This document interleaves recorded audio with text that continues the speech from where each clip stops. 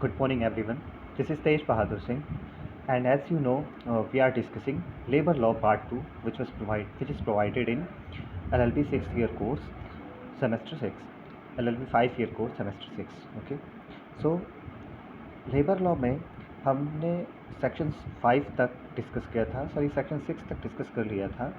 हमें उसके आगे फर्दर डिस्कस करना था. सेक्शन 6 को रिपीट करते हुए उसके आगे पढ़ते हैं.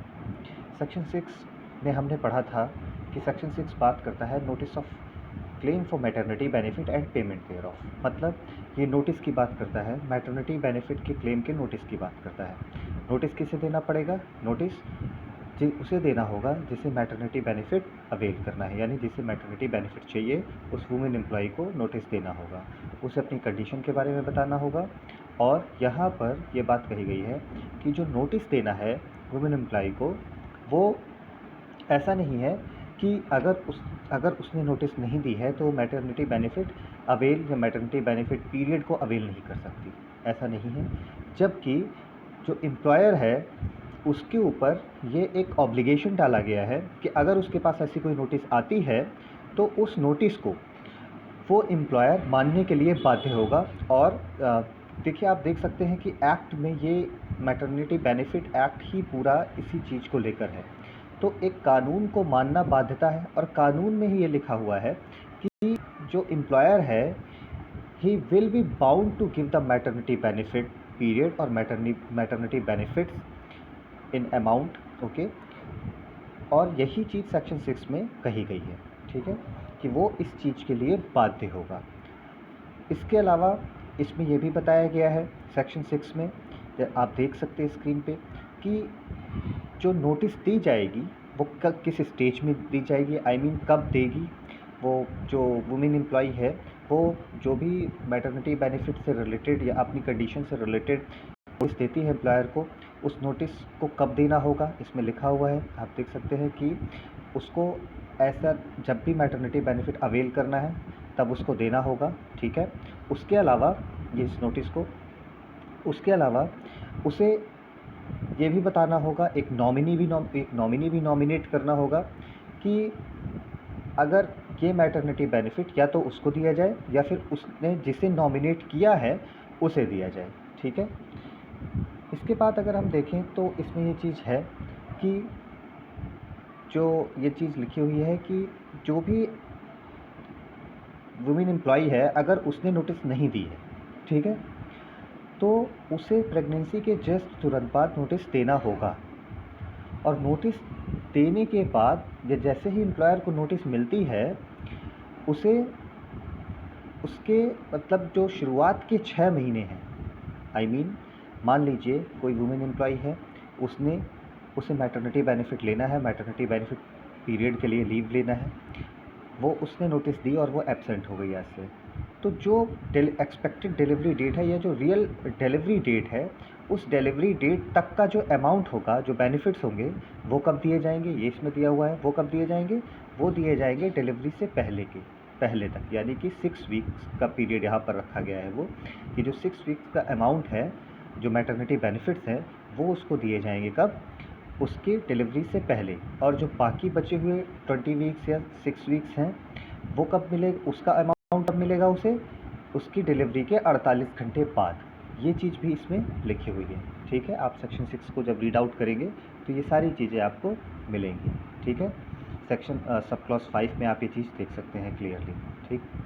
उसके अलावा ये भी चीज़ इसमें है कि सपोज़ अगर किसी ने नोटिस नहीं दी है वुमेन एम्प्लॉई ने जब वो प्रेग्नेंट है, तो उसे डिलीवरी के बाद तुरंत वो नोटिस देनी होगी. क्योंकि कभी कभी क्या होता है, कुछ प्रॉब्लम्स आ जाती हैं. ठीक है. कुछ फिज़िकल डिफ़िकल्टीज़ आ जाती हैं, तो वहाँ पर ये डॉक्यूमेंट्स को सेंड करने का या नोटिस देने का टाइम नहीं होता. ठीक है. तो वहाँ पर डिलीवरी हो जाती है, उसके बाद देना होगा.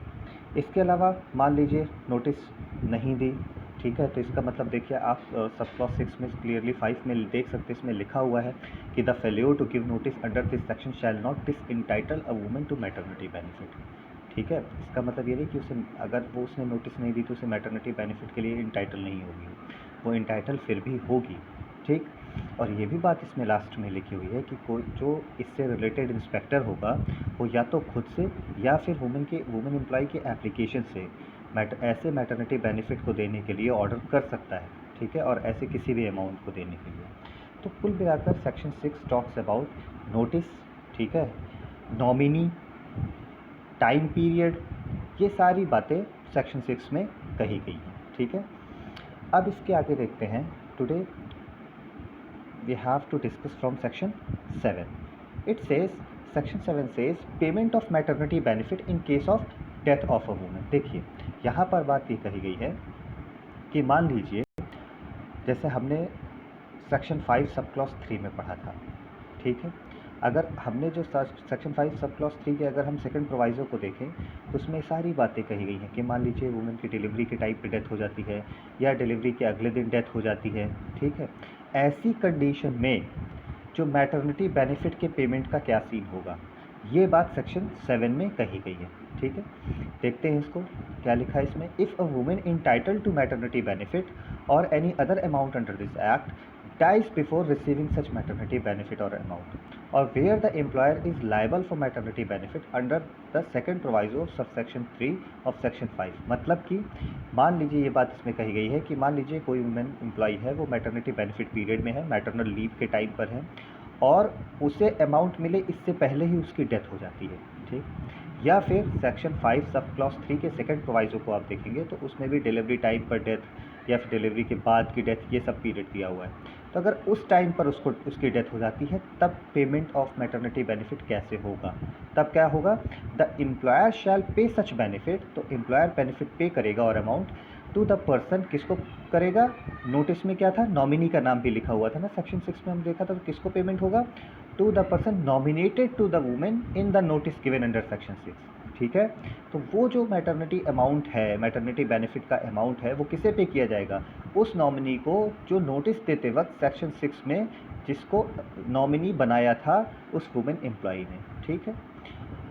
मान और उसके बाद एक और बात कही गई कि and in case there is no such nominee, मान लीजिए कोई नॉमिनी नहीं है उसके बाद, या कोई नॉमिनी मान लीजिए कोई नॉमिनेट किया ही नहीं उसने वुमेन एम्प्लॉई ने, तो किसे मिलेगा वो अमाउंट, उस पर्सन को मिलेगा जो उसका लीगल रिप्रेजेंटेटिव है, ठीक है।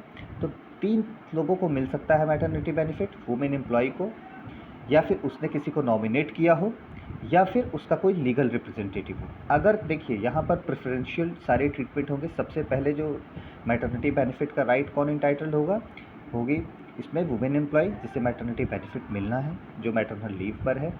अगर उसने किसी को नॉमिनेट किया है तब नॉमिनी, और अगर नॉमिनी नहीं है तब लीगल रिप्रेजेंटेटिव, ठीक है। तो इसी ऑर्डर में आपको ये चीज़ याद रखनी है। इसके अलावा अगर हम सेक्शन 8 देखें तो सेक्शन 8 में क्या बात कही गई है, it says payment of medical bonus, ठीक। देखिए मैटरनिटी बेनिफिट की हमने बात कर ली सेक्शन 5 में, मतलब वो सारे हमने अभी तक जिस हम मैटरनिटी बेनिफिट या जिस हम मान लीजिए अमाउंट की बात कर रहे थे, वो अमाउंट क्या था, वो अगर आप ध्यान से देखें तो वो अमाउंट था, बेसिक अमाउंट था वो, जो कि डेली वेजेस में हमने देखा था, ठीक है, सेक्शन 5 में, ठीक, जिसमें ये बात कही गई थी कि जो अमाउंट मिलेगा मैटरनिटी बेनिफिट में वो अमाउंट कैसा होगा, वो डेली वेजेस के बेसिस पर होगा। मतलब कि जो उसको एम्प्लॉयमेंट के टाइम पर वेजेस मिलती हैं, अगर हम एवरेज निकालें डेली का, वही अमाउंट उसको मैटरनल लीव के भी टाइम पर मिलेगा, उसमें कोई भी कट ऑफ नहीं होगा, ठीक। यहाँ पर बात की जा रही है पेमेंट ऑफ मेडिकल बोनस। यहाँ पर आप उस डेली वेज, आप सेक्शन 8 में उस डेली वेज की बात हम नहीं कर रहे हैं, ध्यान दीजिएगा, ठीक है। हम बात कर रहे हैं उसके अलावा मिलने वाली, यानी कि वो तो जो मैटरनिटी बेनिफिट में वो जो अमाउंट है, वो जो फिक्स्ड अमाउंट है डेली वेजेस का, वो तो मिलेगा ही मिलेगा। लेकिन इस एक्ट के अंदर, या आप कह लीजिए कि मैटरनिटी बेनिफिट एक्ट में, जो मैटरनिटी बेनिफिट्स में और क्या क्या इंक्लूड होता है, डेली वेजेस के अलावा भी कुछ चीज़ें इंक्लूड होती हैं, ये एडिशनल में है डेली वेजेस के, ठीक है। Section 8 talks about payment of medical bonus, कुछ मेडिकल बोनस भी मिलेगा उस वेजेस के अलावा। देखते हैं इसको। It says every women entitled to maternity benefit under this act shall also be entitled to receive from her employer a medical bonus of ₹1000, मतलब कि in addition to the amount of daily wages, जो उसको daily wages मिलता है उसके अलावा उसे 1000 का मेडिकल बोनस भी एम्प्लॉयर देगा। ठीक है, कब देगा? If no prenatal confinement and postnatal care is provided by the employer free of charge. यानी कि अगर कोई प्री नेटल कन्फाइनमेंट या पोस्ट नेटल केयर नहीं प्रोवाइड की है एम्प्लॉयर ने, तो उसे मेडिकल बोनस दिया जाएगा 1000 रुपये का। लेकिन ये जो मेडिकल बोनस है, ये इसको सेंट्रल गवर्नमेंट टाइम टाइम पर चेंज कर सकती है। कैसे? एक नोटिफिकेशन ऑफिशियल गैजेट में निकालकर इस अमाउंट को चेंज भी कर सकती है और इस अमाउंट को इंक्रीज़ ही करने के लिए चेंज करेगी और इस अमाउंट को इंक्रीज़ भी कर सकती है। ठीक, लेकिन subject to maximum of ₹20,000 rupees, यानी कि 20,000 रुपये से ज़्यादा का अमाउंट नहीं दे सकती गवर्नमेंट, इस्टेब्लिशमेंट से नहीं दिलवा सकती government as a medical bonus. ठीक, मेडिकल बोनस के तौर पर आज की डेट में 20,000 से ज़्यादा का अमाउंट नहीं दिया जा सकता, लेकिन जो एक्ट में है वो 1000 रुपये है। यानी कि अगर मान लीजिए कोई प्री नेटल और पोस्ट नेटल केयर नहीं प्रोवाइड की गई है किसी भी वुमेन एम्प्लॉय को एम्प्लॉयर के थ्रू, ठीक है, वहाँ पर क्या होगा कि मेडिकल बोनस एम्प्लॉयर को देना होगा। देखिए क्या लिखा हुआ है, शैल लिखा हुआ है, act shall also be entitle to receive from her employer, है ना। यानी कि ये ऐसा नहीं है कोई डिस्क्रिशनरी थिंग है, यहाँ पर ये मैंडेटरी है, ये पूरी तरीके से कंपेल्ड है एम्प्लॉयर उस मेडिकल बोनस को देने के लिए 1000 रुपये का। अगर उसने कोई प्री नेटल और पोस्ट नेटल केयर की बात नहीं है यहाँ पर कि मतलब केयर नहीं प्रोवाइड की गई है एम्प्लॉयर के थ्रू, तो ये हो। और ये जो 20,000 का मैक्सिमम लिमिट है, ये ऐसे है, मान लीजिए अभी 1000 रुपये का है, ठीक है, ये 1000 रुपये से 20,000 तक चाहे तो इस एक्ट में हो सकता है इस टाइम पर, ठीक है, लेकिन 20,000 से ज़्यादा अभी नहीं हो सकता क्योंकि इसमें मैक्सिमम लिमिट 20,000 दी हुई है। Now let's see section 9। Okay, section 9 says leave for miscarriage etcetera. It means it says in case of miscarriage और मेडिकल टर्मिनेशन ऑफ प्रेगनेंसी। देखिए, मिसकैरेज और मेडिकल टर्मिनेशन ऑफ प्रेगनेंसी दोनों को हम पढ़ चुके हैं, ठीक है। मिसकैरेज का मतलब यहाँ पर लीगल मिसकैरेज से है, याद रखिएगा। A women shall on production of such proof as may be prescribed, मतलब कि जैसे मान लीजिए कोई प्रेग्नेंट लेडी है, वर्किंग वुमेन है, वर्किंग एम्प्लॉई है, मान लीजिए उसको मिसकैरेज हो जाता है या मेडिकल टर्मिनेशन हो जाता है, ठीक है, उसकी प्रेगनेंसी का। वहाँ पर क्या होगा कि एक प्रिस्क्राइब्ड प्रूफ होगा कि ठीक है, आप इस चीज़ का एक प्रूफ हमें दिखाइए कि ऐसा हो गया है। और अगर वो दिखा देती है तो क्या होगा, she shall be entitled to leave with wages at the rate of maternity benefit, मतलब for the period of 6 weeks. मतलब ये बात इसमें कही गई है कि अगर उसको मिसकैरेज हो जाता है, for example suppose A is a women employee, A को मिसकैरेज हो जाता है, वो इसका प्रूफ दिखाती है एम्प्लॉयर को, तो एम्प्लॉयर क्या करेगा कि वहाँ पर क्या होगा कि वो जो उसको पीरियड मिला था ना, 6 मंथ्स पीरियड मिला था, 26 वीक्स का पीरियड उसे मैटरनिटी बेनिफिट या मैटरनल लीव मिला था, उसके अलावा अगर मान लीजिए मिसकैरेज हो जाता है, ठीक है, तो उसे उसके अलावा नहीं, सॉरी, मतलब अगर उसे मिसकैरेज हो जाता है तो क्या होगा, उसे क्या मिलेगा, 6 हफ्ते का मिसकैरेज के तुरंत के बाद का पीरियड मिलेगा। मतलब कि मान लीजिए उसे मिसकैरेज, ए को मिसकैरेज होता है, तो उसके बाद अगर वो एम्प्लॉयर को बताती है ये चीज़, प्रूफ दिखाती है इस चीज़ का, तो उसे एम्प्लॉयर के माध्यम से, एम्प्लॉयर के द्वारा 6 हफ्ते का समय दिया जाएगा अपने ट्रीटमेंट के लिए, ठीक है, दोनों केस में, अगर मिसकैरेज है या फिर मेडिकल टर्मिनेशन ऑफ प्रेगनेंसी है। Let's see section 9A। It talks about leave with wages for tubectomy operation. ठीक, यहाँ पर ये बात कही गई है कि मान लीजिए ट्यूबेक्टोमी ऑपरेशन होता है किसी वुमेन का, ठीक, और उसका वो प्रूफ वुमेन एम्प्लॉय दिखाती है, ठीक है, तो ऐसे में जो एम्प्लॉयर होगा या जो वुमेन एम्प्लॉय होगी, she will be entitled to leave with wages at the rate of maternity benefit for a period of 2 weeks immediately following the day of tubectomy. मतलब कि अगर मान लीजिए वो ट्यूबेक्टोमी ऑपरेशन होता है उसका, वो उसका प्रूफ उसे दिखाती है, ठीक, अगर उसने उसका प्रूफ उसे दिखाया एम्प्लॉयर को, वुमेन एम्प्लॉय ने ट्यूबेक्टोमी ऑपरेशन का, तो employer is bound to give the leave of 2 weeks. Tubectomy operation के केस में क्या होगा, 2 हफ्ते की लीव एम्प्लॉयर को देनी पड़ेगी वुमेन एम्प्लॉय को।